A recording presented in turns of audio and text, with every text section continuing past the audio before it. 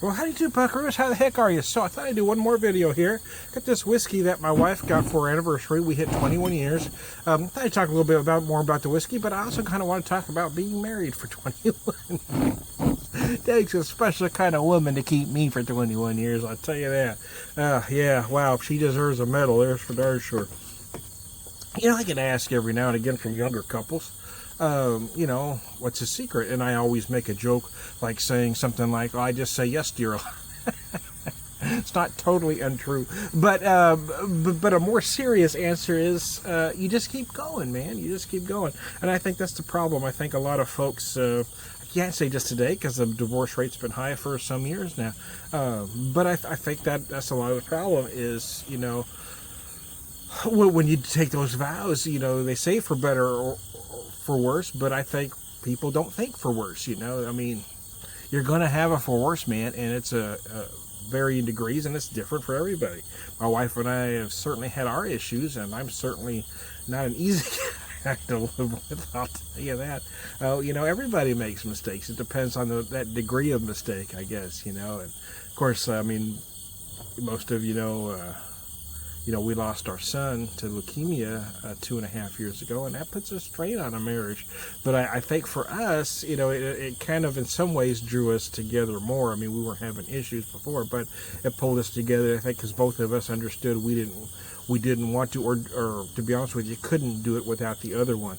And I think a lot of, again, I'm going to say younger, but maybe not necessarily, I think just a lot of people have unrealistic expectations about being married. You know, I mean, you say for better, for worse, but they don't always mean the for worse part when they say that, you know, or when they say I do. You know, you got to take that for worse too.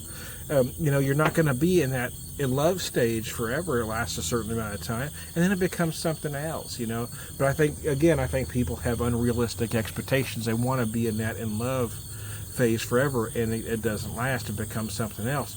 But for me anyway, I think it's better. I mean, you become where you're just comfortable with that person. You feel like you don't want to do, I mean, I'm not talking about being joined at the hip. Me and my wife and I, we do a lot of things apart.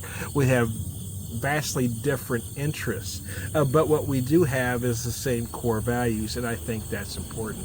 You don't have to do everything together. That's why these dating sites kind of drive me crazy. Well, we match you on this, and this, and damn, I wouldn't want to be married to someone that has the exact same interests as me. That'd be boring as all hell.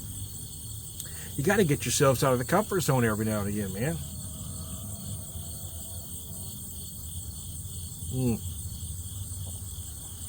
That's tasty. You too. You know, I've done things that I might not have done had I met her, and she's done things too. You know, you've got to get each other out of your comfort zone, but it's not going to work if you don't have those same core values, whatever those core values are, and they are different for everybody. Mine are probably different than yours, and yours are going to be different from mine. But your partner really needs to have those same core values, whatever they are, or you're just not going to make the long haul. Again, you're not going to stay in that in love portion. But I got to tell you, man, 21 years, it's better. You know, it actually is better than that first kind of puppy love, oh my goodness kind of thing. I mean, that's nice, but it isn't realistic, you know, and it shouldn't last, you know, because it's mostly superficial.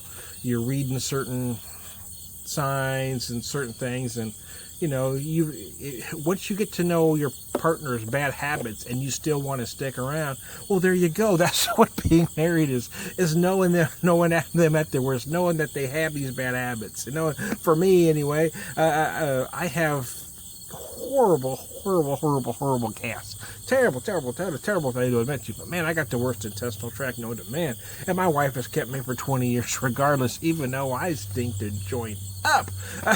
You know, everybody has bad habits, man. You got to be willing to put up with your partner's bad habits. If not, if you can't say, am I willing to put up with you being annoying as much as I am the things I like about you, don't get married, man. Don't do it. You're going to be divorced shortly.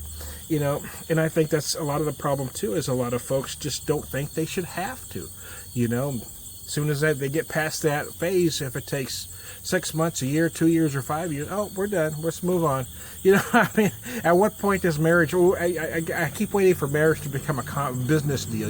Contract. Okay, we're signing up. We'll sign a 5-year contract, and then we'll renegotiate after 5 years. I think we're headed to that point, to be honest, because people just aren't realistic about being married, what it takes, and what love is. And I could probably drone on for hours, but I'm going to quit now that I probably bored the hell out of you. But we've made it 21 years, and we've certainly had some rough times. And losing a child is brutal, and but I'm not going to say it's any worse than any, hardship that any of you have gone through as well. So whatever your hardship is, whatever your for worse is, you have to be willing to go through that. When you take those vows, or you're thinking about taking, keep that in mind. When they say for better or worse, they don't mean, well, if you can deal with it, they mean for better or worse. If you're not willing to put up with that for worse, don't get married, don't do it. It's Tom the Beer Whisperer. I'm done preaching for the day.